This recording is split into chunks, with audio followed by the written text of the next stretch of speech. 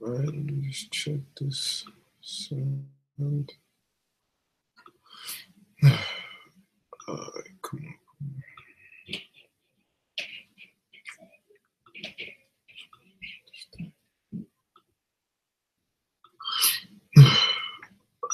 Come on.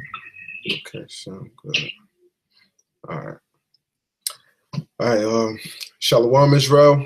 I'd like to give all praises, honor, and glory to Yahweh, Ba'ashem Yahushai. Double honor to the apostles and the elders of Great Millstone, and shalom to Lek out there doing this work of faith and labor of love and true sincerity. All right, I want to get into a brief topic, concerning the Passover meal and the spiritual aspects of it. Of course, brothers in the know this information, but I wanted to present this to brothers out there that may not be a part of, a camp just yet, and are still learning, what the Passover entails, and, just learning about what this truth entails in general. And, just want to give them a portion of what the Passover is about concerning the meal and the spiritual aspects about this. And as well as, brothers that are newly to a camp, and this may be their first Passover, to give them some information, as well concerning this. So, through the spirit of Yahweh Shem Shah, I hope brothers learn something. I hope brothers are edified, So, just in general, everything of the Passover represents Yahweh Shah, and the deeds which took place over there in Egypt, and the Lord passing over, our houses and killing, the firstborn of all the men, women, and children of Egypt, and concerning all their cattle and their animals as well, and passing over Israel that had the blood upon the doorposts. Well, now within this current times, for us to escape, out of Babylon and to be received within those chariots, we had to be sealed with the seal of salvation, which is the blood of Yahweh Shah upon us, man. So it's the same thing that's going to take place over here in modern day Egypt, which is America, aka Babylon the Great, that happened back there into old Egypt. Okay. And, just getting directly, as I said, everything about the Passover itself is about Yahweh Shah. And when you look at the Passover meal itself, you typically would have, like your unleavened bread, you may have your, your romaine lettuce and, your horseradish, and of course the lamb, which represents Yahweh Shah, as him being that sacrificial lamb, him dying on the cross, bearing the whole nation's sins upon his back, So, but getting into it, all right, this is the book of 1 Corinthians chapter 3, verse 1. And our brethren could not speak unto you as unto spiritual, but as unto carnal, even as unto babes in Yahweh Shah. So, coming into this truth, of course, we're babes, okay? So the Lord is feeding us, with that milk in order for us to be able to get to higher levels, within this truth at a higher level of knowledge, wisdom, and understanding, for the Lord to be able to sup with us even more as we grow within this thing, man, And, applying it back into the Passover meal, you could take the bread, which is Yahweh Shah, right? Going into John chapter 6, and I'll start at verse 32. Then Yahweh Shah said unto them, or start at verse 31. Our fathers did eat manna in the desert, as it is written, he gave them bread from heaven to eat. Okay. Then Yahweh Shah said unto them, verily, verily, I say unto you, Moses gave you not that bread from heaven, but my Father giveth you the true bread from heaven. Okay. For the bread of Yahweh is he, which represents Yahweh Shah, okay, which cometh down from heaven and giveth life unto the world.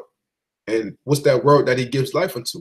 The nation of Israel. First and foremost, the elect, and in its entirety, the whole nation, because, the rest of the nation of Israel will be saved through the elect within the kingdom. But on this side, they have to be baptized with that fire, man, to meet the second death, for them to be cleansed and get right with, and then be right within the kingdom, for their spirit to be cleansed.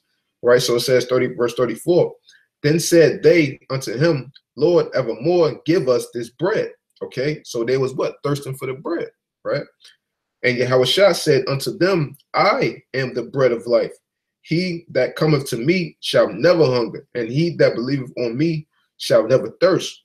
Okay, so what? Yahushua is that bread. And as I said, the Passover meal, you have your bread, you may have your romaine lettuce, your horseradish, and your meat.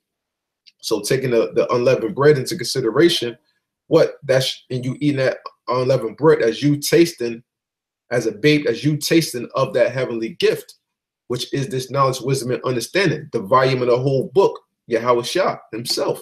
So we tasting that heavenly gift coming into this knowledge as being babes, man. So what happens after you taste it? You know what I'm saying? You feeling it around in your mouth and all that. You're like, yeah, this tastes good. That's the sweetness coming into this truth, learning it, and you so excited, so on and so forth. Okay. But then afterwards, what comes the bitter part of this truth? Okay.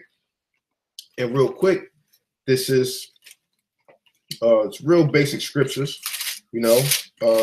This is the book of Ezekiel, chapter, is it 2 or 3?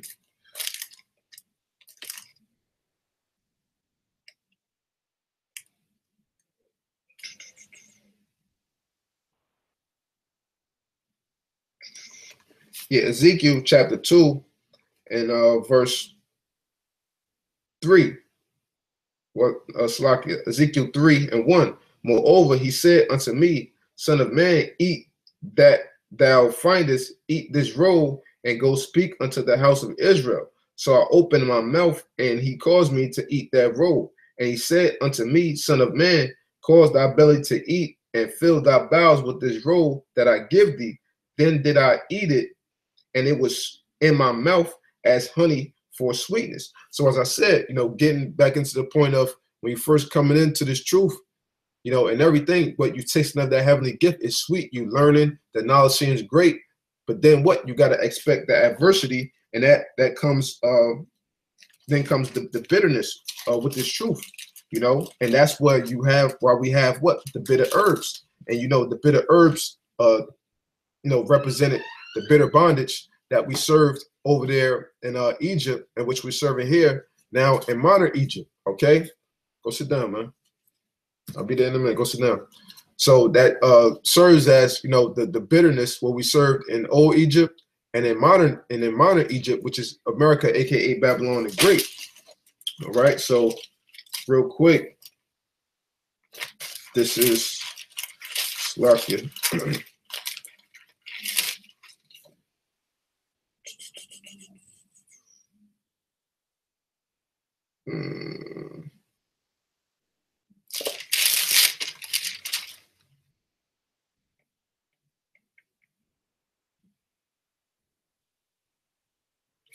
Yeah, this is the book of Revelations 10:9.